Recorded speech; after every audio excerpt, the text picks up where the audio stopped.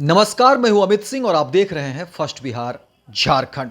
देखिए, उत्तर प्रदेश के 9 विधानसभा सीटों पर जिस तरह से उपचुनाव हुए हैं, उसके बाद जो है चर्चाएं तेज हो गई है कि आखिर उत्तर प्रदेश के इन 9 विधानसभा सीटों पर हुए उपचुनाव में आखिर बाजी कौन मार रहा है। आखिर कौन सी प्रत्याशी जो है अपने पाले में जनता को की है, या कौन सी पार्टी जो है वो जीतती हुई दिखाई दे रही है। ये चर्चाएं जो है अब राजनीतिक गलियारे में तेज हो गई है। हालांकि देखिए, उत्तर प्रदेश का जिस तरह का समीकरण रहा, और उत्तर प्रदेश में विशेषकर जो उत्तर प्रदेश के मुख्यमंत्री हैं योगी आदित्यनाथ, उनकी भी प्रतिष्ठा दांव पर है। क्योंकि ऐसा कहा जा रहा है कि देखिए, योगी आदित्यनाथ की अपनी जो है राजनीतिक पकड़ है, जमीन पर उनकी अपनी पकड़ है। और देखिए, पार्टी में जिस तरह से बीते दिनों जिस तरह से चर्चाएं हो रही थी योगी आदित्यनाथ को लेकर के, उनके कद को लेकर के, तो ये 9 सीटें जो है योगी आदित्यनाथ के कद के लिए भी बहुत कुछ तय करेगा कि आखिर बीजेपी में योगी आदित्यनाथ का क्या कद होगा।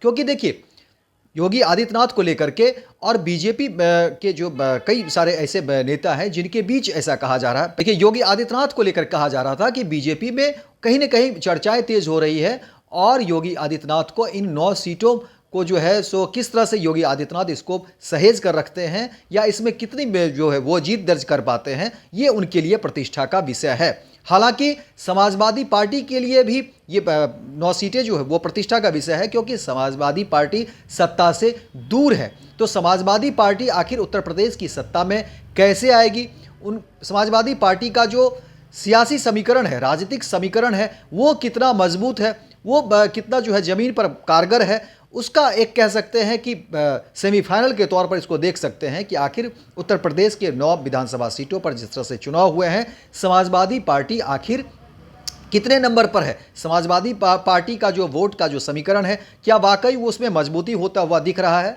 या वोटर जो है उसमें बिखरा हुआ है। तो ऐसे कई सारी बातें हैं जो उत्तर प्रदेश के इस 9 विधानसभा सीटों पर जो हुए उपचुनाव है, उसके रिजल्ट जब सामने आएंगे तो बहुत कुछ तय हो जाएगा कि आखिर योगी आदित्यनाथ का व्यक्तिगत कद भी बीजेपी में वो मायने रखेगा। इसके अलावा समाजवादी पार्टी के लिए भी एक बड़ी चुनौती है और बड़ी बात होगी, क्योंकि समाजवादी पार्टी फिलहाल सत्ता से दूर है। तो इसलिए समाजवादी पार्टी को भी एक आत्म परीक्षण करने का, आत्मनिरीक्षण करने का समय हो जाएगा कि आखिर समाजवादी पार्टी का वोटर जो है वो उसका मिजाज क्या है। समाजवादी पार्टी का जो कोर वोटर है, क्या वो वाकई समाजवादी पार्टी के साथ है या नहीं है। अखिलेश यादव के लिए एक बड़ी चुनौती है कि वो फिर से सत्ता में कैसे आएंगे, कैसे सत्ता में कमबैक करेंगे। हालांकि समाजवादी पार्टी को लेकर के कई सारी बातें कही जा रही है इस बार के चुनाव में, लेकिन जब रिजल्ट आएंगे, रिजल्ट जब सामने आएंगे तो बहुत सारी चीज़ें क्लियर होगी। इसके अलावा भी आपको बता दें कि देखिए, उत्तर प्रदेश के 9 विधानसभा सीटों पर जिस तरह से उपचुनाव हुए,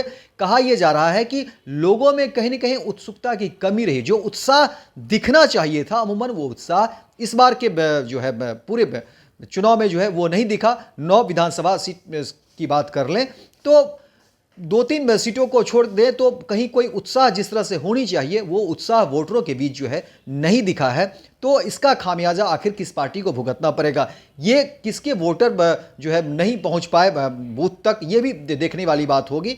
और इस तरह की कई सारी जो है चर्चाएं जो है वो राजनीतिक गलियारे में शुरू हो गई है कि आखिर उत्तर प्रदेश की जनता का क्या मूड है। जो 9 विधानसभा सीटों पर जिस तरह से चुनाव हुए हैं, वहाँ की जनता ने किस सोच के साथ वोट किया है और किस पार्टी की जमीनी हकीकत क्या है, ये तमाम बातें जो है वो 23 नवंबर को जो है जब पिटारा खुलेगा तो सारी चीज़ें सामने आ जाएगी। कि देखिए, वहीं उत्तर प्रदेश में जो वोटिंग प्रतिशत को लेकर बात हो रही है, तो उसमें सभी दलों की चिंता बढ़ा दी है। लेकिन वहीं भाजपा, और देखिए जिस तरह से उत्तर प्रदेश में वोटिंग प्रतिशत कम आया है, उसको लेकर के सभी दलों की जो है ये चिंता बढ़ा दी है। लेकिन बीजेपी की जीती 3 सीटों पर सबसे कम वोटिंग के अलग अलग मायने भी निकाले जा रहे हैं। वहीं गाजियाबाद सदर विधानसभा क्षेत्र के उपचुनाव में मात्र 33% 3-0 मतदान के कारण प्रत्याशी और उनके समर्थकों की धड़कनें भी बढ़ी हुई है।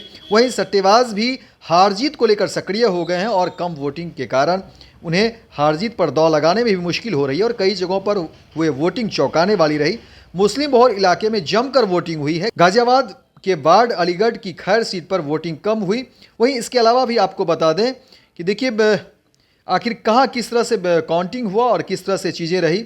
देखिए, यूपी उपचुनाव में गाजियाबाद सीट पर सबसे कम वोटिंग हुई है। वहीं छुट्टी जबकि उस दिन था, लेकिन फिर भी छुट्टी के बावजूद भी लोग घरों से बाहर नहीं निकले और उन्होंने वोटिंग में कोई दिलचस्पी नहीं दिखाई। इसके अलावा आपको यूपी के सभी 9 सीटों में यहां सबसे कम 33.3% ही वोटिंग हुई। इसके अलावा आपको बता दें कि 2022 के चुनाव में इस सीट पर 51.78% जो है वोटिंग हुई थी और 2017 या में बात करें तो 53.27 जो है फीसद वोटिंग हुई थी। वहीं गाजियाबाद में 507 बूथों पर मतदान हुआ और 23 नवंबर को वोटों की गिनती होनी है। ये सीट पहले बीजेपी के पास थी। इस सीट पर बीजेपी का दबदबा रहा है। पिछली 3 बार से यहां लगातार भारतीय जनता पार्टी का कब्जा रहा है। वहीं 2022 के चुनाव में इस सीट से बीजेपी के अतुल गर्ग जीते थे, लेकिन 2024 में अतुल गर्ग के सांसद बनने के बाद ये सीट खाली हो गई, जिसके बाद इस सीट पर उपचुनाव कराया गया। वहीं देखिए, गाजियाबाद में 14 प्रत्याशी जो है वो मैदान में हैं और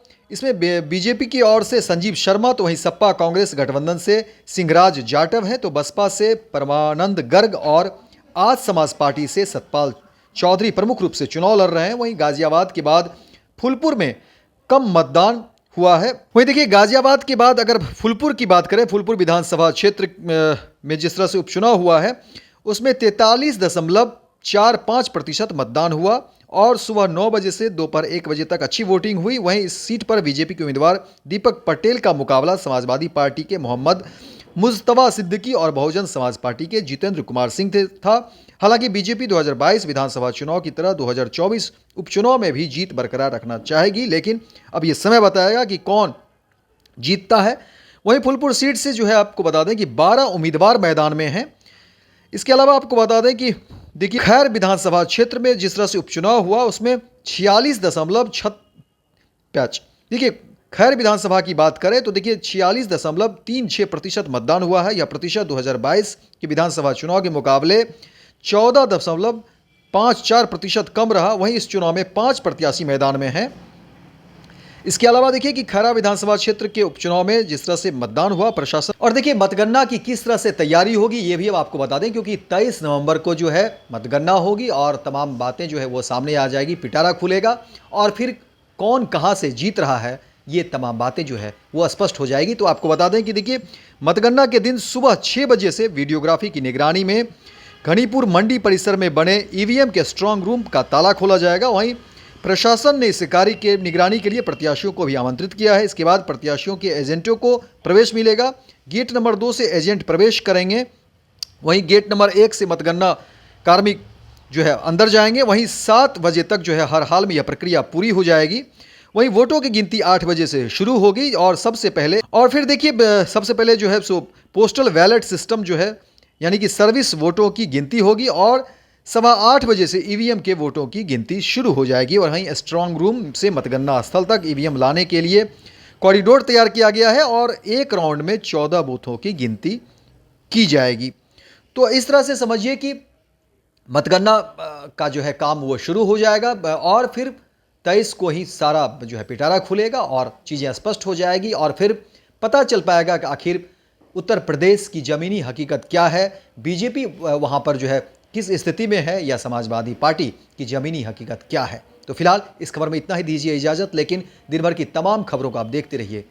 26 वर्षों में 17,000 से अधिक डॉक्टर बना चुका बिहार एवं झारखंड के छात्रों एवं अभिभावकों के बीच सर्वाधिक विश्वसनीय एवं लोकप्रिय संस्थान गोल, नेशंस लीडिंग इंस्टीट्यूट।